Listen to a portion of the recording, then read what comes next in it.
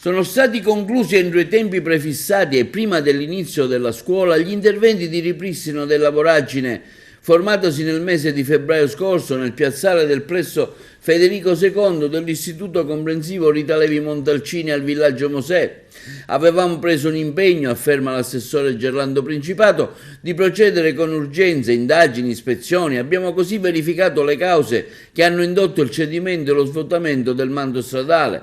Si è proceduto dapprima con la pulizia del canale naturale esterno al perimetro della scuola, recettore finale del sistema della raccolta delle acque, oggetto di intervento, e poi è stato ricostruito lo scarico delle acque bianche e ripristinato il manto stradale ceduto. Un plauso va agli uffici dell'edilizia scolastica e responsabili del geometra a letto, sottolinea l'assessore Principato, che sono riusciti in tempi brevi all'avvio dei lavori per la messa in sicurezza e far rientrare nella normalità l'uso del piazzale da parte della scuola prima della ripresa delle attività didattiche.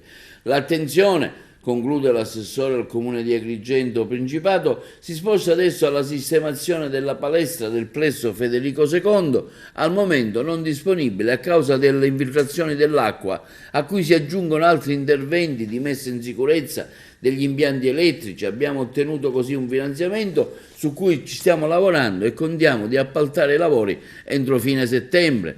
Questa è un'altra sfida che si presenta per restituire alla scuola la possibilità di esercitare l'attività sportiva anche al chiuso.